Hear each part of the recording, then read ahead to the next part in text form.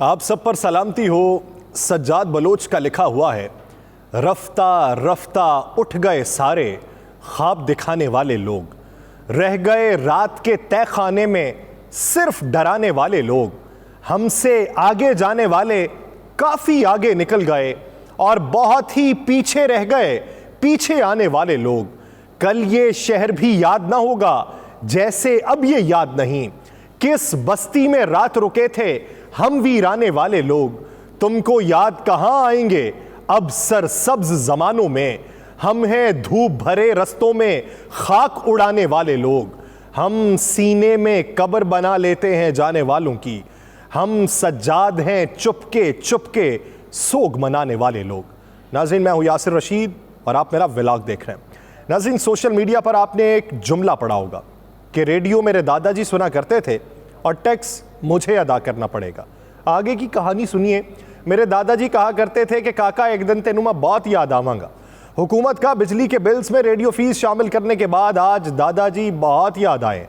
सियाने लोग कहा करते हैं कि अपने बड़ों की रिवायात को याद रखने और उस पर अमल करने वाली कौमें ही जिंदा रहती हैं, और हमारी हुकूमत ने अपने बड़ों को याद करने का अच्छा मौका फराहम किया है। बिजली महंगी करके पैगाम दिया है कि अगर आप दिल के मरीज हैं और आप नहीं चाहते कि बिजली का बिल देख के आपका जी घबराए, तो छत पे लटका पंखा चलाने का मत सोचिए। हाथ वाली पंखी लेके आएं जो थोड़ी सी वजनी हो, ताकि आप उसे झलते रहें, जिससे आपका बिल भी कम आएगा और आपको बुजुर्गों की याद भी आती रहेगी, और मुसलसल झलने से आपके बाजू के आसाब भी मजबूत हो जाएंगे। अगर आपके घर में वाटर डिस्पेंसर है तो वो भी बंद कर दें। एक घड़ा लेके आएं, उसमें पानी भर के रखा करें, उससे पानी पिएं। डिस्पेंसर से ठंडा पानी पीने को मिलेगा और मुफीद सेहत भी होगा। अपने घर में ट्यूबलाइट्स और एनर्जी सेवर से भी छुटकारा हासिल कीजिए और घर में सरसों के तेल के दिए ले आएं। शाम ढलते ही वो दिए अपने बावर्ची खाने, गुसल खाने और अपने घर की मुंडेरों पे जला दीजिए, जिससे आपको महलाती जिंदगी, गांव की याद और शहर की रिहाइश की मिली जुली कैफियत का इदराक होगा, और यूं आप एक हाइब्रिड लाइफ की फील में चले जाएंगे। घर के कपड़े धोने हैं तो घर के नज़दीकी किसी खाल या नहर का इंतखाब कीजिए। खुद भी जाइए, अपने बच्चों को भी ले जाइए। वहाँ कपड़े धोने से, आपकी वाटर मोटर के इस्तेमाल ना करने से बिजली के बिल में भी कमी आएगी और आपके बच्चों के लिए भी एक पिकनिक का इंतज़ाम हो जाएगा। एक दिन खाना बनाकर फ्रिज में स्टोर करने की बजाय रोजाना हर वक्त का खाना ताज़ा बनाइए।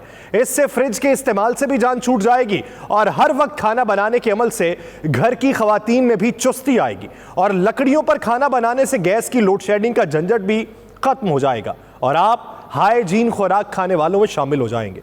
बसूरत दीगर, अगर आप रोज़मर्रा के मामूल के मुताबिक इन अशिया के इस्तेमाल को जारी रखना चाहते हैं जो आप अभी से कर रहे हैं, तो दिल के अच्छे से डॉक्टर को ढूंढ रखिए, क्योंकि वीडियो देखने वालों में से हर दूसरा शख्स इस बात से कासिर है कि वो बिजली के बिल्स की अदायगी में साहिब हैसियत हो। ना तो वो ये इस्तात रखते हैं कि सोलर सिस्टम लगवा सकें, और ना ही ये इस्तात रखते हैं कि हर महीने बढ़ने वाले यूनिट की कीमत पर इत्मीनान से बैठे रहें। जब दहाइयों पहले किसी गांव में बिजली की तार आया करती थी, जब पहला बल्ब किसी गांव में जलता था, तो लोग जौक दर जौक गांव के उस चौधरी के घर की तरफ चले आते थे, रोशनी देखते थे और उम्मीद लगाते थे कि कभी वो वक्त भी आएगा जब हमारी नस्ल अपनी रातों को भी रोशन कर सकेगी। अगर उन्हें मालूम पड़ता कि मुस्तकबिल में इसके बिल की अदायगी के बायस लोग जिंदगी के खात्मे की तरफ रागिब होंगे, लोग जहनी बीमारियों में मुब्तला हो जाएंगे और लोगों को दिल का मरज लाहक हो जाएगा, तो वो कभी ऐसी उम्मीद न लगाते। हम किस अजाब में मुब्तला हैं? वफाकी काबीना ने बिजली 7 रुपए 50 पैसे फी यूनिट तक महंगी करने की मंजूरी दे दी है। बुनियादी टैरिफ में 3 से 7 रुपए 50 पैसे फी यूनिट इजाफा कर दिया गया। जरा ये बताते हैं कि काबीना ने सर्कुलेशन के जरिए समरी की मंजूरी दी। हुकूमत ने बुनियादी कीमत में इजाफे की दरखास्त national electric power regulatory authority NEPRA में दायर कर दी है, और नेपरा अब वफाकी हुकूमत की दरखास्त पर समाअत के बाद फैसला देगा। नेपरा के फैसले के बाद वफाकी हुकूमत इजाफे का नोटिफिकेशन जारी कर देगी। कीमतों में इजाफे का इत्तलाक 1 जुलाई से करने की तजवीज़ है। 22 दिन गुजर चुके हैं। 22 दिन जितनी आपने बिजली इस्तेमाल की है वो सब की सिर्फ इस यूनिट के नरगे में आएगी जो अभी ताज़ा रेट मुकर्रर किया जा रहा है। 100 यूनिट वाले घरेलू सारिफीन के लिए बिजली 3 रुपए फी यूनिट महंगी करने की तजवीज़ है। 101 से 200 यूनिट वाले सारिफीन के लिए बिजली ₹5 महंगी करने की तजवीज़ है। 201 से 300 यूनिट वाले सार्फिन के लिए बिजली उस स्लैब के मुताबिक ₹5 महंगी करने की तजवीज़ है, और 301 से 400 यूनिट वाले सार्फिन के लिए फी यूनिट बिजली ₹6.50 महंगी करने की तजवीज़ है। जबकि 400 से 700 यूनिट वाले सार्फिन के लिए बिजली ₹7.5 महंगी करने की तजवीज़ है। ये याद रहे कि नेपरा रवा माली साल के लिए बिजली के टैरिफ में इजाफे की मंजूरी पहले ही दे चुका है। मौजूदा सूरत हाल के अंदर आप लैपटॉप की स्कीम को बढ़ाते रहे, आप दूसरों को नवाजते रहे, और आप ये बताते रहे कि गुज़श्ता हुकूमत भट्टा बिठा के चली गई इस अवाम का और इस मुल्क का। लेकिन मौजूदा सूरत हाल के तनाजुर में आपने जो मनोसलवा की बरसात कर दी है, आपने जो दूध की नहरें बहा दी हैं, और आपने जो शहद के कुएं खोद दिए हैं, उससे अवाम आपकी जय जयकार कर रही है। वज़ीर आज़म शहबाज शरीफ साहब का कहना है कि डिफ़ॉल्ट के ख़तरे का सोच के रात को नींद नहीं आती थी, दिन रात मिन्नतें की, फिर IMF के साथ मुआहिदा हुआ। आज शरकपुर में उन्होंने तरक्याती मंसूबों का इफ्तिताह किया। जितने भी तरक्याती मंसूबे हैं आजकल उनका इफ्तिताह हो रहा है, और उससे जो खिताब होता है वो कमो बेश भी 1 घंटे से ज़ायद होता है, क्योंकि ये तरक्याती मंसूबों की इफ्तिताही तकरीब से ज़्यादा इलेक्शन की कैंपेन है। वज़ीर आज़म शहबाज शरीफ कहते हैं कि मुल्क के 4.5 साल ज़ाया किए गए, नवाज शरीफ को जेल में बंद किया गया, ऑपोजिशन को दीवार से लगाया गया, 50 अरब रुपए बरतानिया के बैंक्स में पड़े थे, और बरतानवी क्राइम एजेंसी ने 2 साल मेरे खिलाफ तफ्तीश की। शहबाज शरीफ साहब ने कहा कि पाकिस्तान के 190 मिलियन पाउंड बरतानिया के अकाउंट्स में मौजूद थे। बरतानवी एजेंसी ने इश्तिहार लगाया कि यह पैसा पाकिस्तान के अवाम का है और वहां के खजाने में जाएगा। यह पैसा स्टेट बैंक ऑफ पाकिस्तान में आता तो बिल्कुल ठीक बात थी, लेकिन PTI हुकूमत लंदन में जाके इस तरह इस केस में पार्टी बनी जैसे शादी में बिन बुलाए मेहमान आ जाते हैं। वज़ीर आज़म ने कहा कि वह पैसा पाकिस्तान के खजाने में आने की बजाय सुप्रीम कोर्ट के अकाउंट में चला गया। बंद लिफाफा काबीना में ले जाया गया, काबीना के 1-2 वजीरों के सिवा सब ने बंद लिफाफे पर मंजूरी दी। खुदा न करे उस बंद लिफाफे में यह लिखा होता कि हम कश्मीर का सौदा कर रहे हैं, तो क्या काबीना से ऐसे ही आंखें बंद करके दस्तखत ले लिए जाते। उनका कहना था कि इलेक्शन में जो फैसला अवाम करेंगे उसके सामने सरे तस्लीम खम करेंगे। हमने दिन रात मिन्नतें की, फिर उसके बाद IMF के साथ मुआहिदा हुआ। चीन, सऊदी अरब और UAE हमारे साथ चट्टान की तरह खड़े रहे। मुझे बाज़ औक़ात रात को नींद नहीं आती थी कि खुदा न खास्ता मुल्क डिफ़ॉल्ट कर गया तो अवाम हमें माफ़ नहीं करेंगे। रात को नींद उड़ जाती थी जब ख्याल आता था कि अवाम क्या कहेंगे कि शहबाज शरीफ ने मुल्क को डिफ़ॉल्ट कर दिया। तो हुजूर, अब अवाम ये कह रहे हैं कि आप हमारे माई बाप हैं, आपने मुल्क को बेहतर समत में गामजन कर दिया है।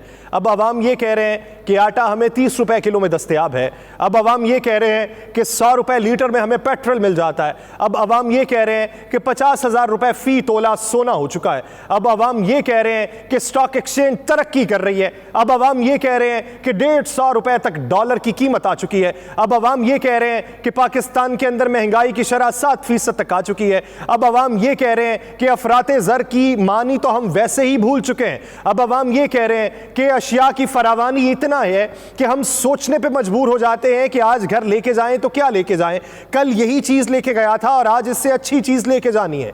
क्या ये तमाम तर शुक्रिया आपका अदा हो चुका है? अगर हुजूर हो चुका है तो जिन सड़कों को बनाने का आप क्रेडिट लेते थे, बारिशों में उनकी ज़रा हालत ज़ार भी देख लें, गड़े पड़े हुए हैं और आपके दौरे हुकूमत में वो सड़कें बनी हुई थी।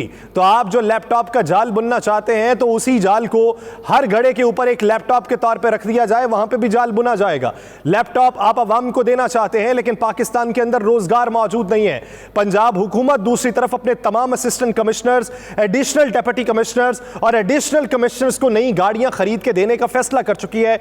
3 अरब 20 करोड़ रुपए जारी करने की मंजूरी दी है। ऐसा वक्त जब मुल्क शदीद माली बहरान के शिकार है, ऐसा वक्त जब आप ये कहते हैं कि नाक रगड़ के हमने IMF से पैसे लिए, ऐसा वक्त जब आपको ये लगता है कि पाकिस्तान के अंदर डॉलर की कीमत को काबू पाना है, ऐसा वक्त जब आपको ये लगता है कि महसूलात के हदफ में इस हद तक इजाफा करना है जिसकी वजह से ये मौजूदा सूरत हाल के तनाजुर में टैक्सेस का नफाज किया गया है, ऐसा वक्त जब आपको ये लगता है कि निगरान हुकूमत आएगी परेशानी का शिकार हो जाएगी, ऐसा वक्त कि जब आपकी माली हालात को देखते हुए IMF ने आपके साथ स्टैंड बाय एग्रीमेंट किया है, उन ममालिक के साथ किया जाता है जो डिफॉल्ट के दहाने पे हो, तो उस वक्त में महकमा खजाना लाहौर ने assistant commissioners, additional deputy commissioners और एडिशनल कमिश्नर्स के इस्तेमाल के लिए नई गाड़ियों की खरीदारी के लिए 3 अरब 20 करोड़ रुपए की मंजूरी का नोटिफिकेशन जारी किया। 20 जुलाई को जारी करदा नोटिफिकेशन में कहा गया कि हर तहसील के असिस्टेंट कमिश्नर को नई 4x4 डबल केबन मैनुअल ट्रांसमिशन गाड़ी फराहम की जाएगी, जिसे आप ब्लैक डाला कहते हैं। असिस्टेंट कमिश्नर जो तहसील का है उसे डाले मिलने वाले। हर जिले के एडिशनल डेप्यूटी कमिश्नर्स को नई 1300 सीसी गाड़ी फराहम की जाएगी, जबकि हर डिवीजन के एडिशनल कमिश्नर्स को 1600 सीसी कार दी जाएगी। नोटिफिकेशन में कहा गया है कि जो गाड़ियां इस वक्त असिस्टेंट कमिश्नर्स के जेर इस्तेमाल हैं वो तहसीलदारों को अलॉट की जाएंगी। हुजूर, आपके इदारे सलामत रहें, हमें जीने दें। हुजूर, आपके भाईचारे सलामत रहें, हमें जीने दें। हुजूर, आपकी रिश्तेदारियां सलामत रहें, हमें जीने दें। हुजूर, आपके शिमले सलामत रहें, हमें जीने दें। हुजूर, आप जितनी मर्जी गाड़ियां दूसरों को तफवीज करते रहें, हमारे लिए दाल रोटी की कीमत सस्ती कर दें। हुजूर, आप बैरून मुमालिक से जितने मर्जी पैसे मंगवाते रहें, लेकिन हमें हमारी इस्तात के मुताबिक खाना खाने पर मजबूर ना किया जाए, बल्कि सहूलत दी जाए। हुजूर, आपकी तमाम रिश्तेदारियों, आपकी तमाम आल औलाद की जय जयकार करेंगे। हमारे ऊपर पाकिस्तान में जिंदगी सहल कर दीजिए। बसूरत दीगर पाकिस्तान से रवां साल के 6 माह के अंदर जितने लोग पाकिस्तान से बाहर जा चुके हैं वो 6% के करीब बनते हैं जो उससे पहले बाहर जा चुके हैं। 1.25 करोड़ पाकिस्तान की आबादी इस वक्त बैरून मुमालिक में ओवरसीज के तौर पे जिंदगी गुजार रही है। क्यों गए वो पाकिस्तान से? और खित्ते के जितने मुमालिक हैं, जिनमें ईरान भी है, अफगानिस्तान भी है, भारत भी है, श्रीलंका भी है, बांग्लादेश भी है, और भारत की आबादी हमसे कई गुना ज्यादा, लेकिन हमारे बाहर अवाम 1 करोड़ 20 लाख के करीब है और भारत की बाहर अवाम 3 करोड़ 25 लाख के करीब है। तो अंदाज़ा लगाइए कि वो 1.25 अरब का मुल्क है और हम 25 करोड़ का मुल्क हैं।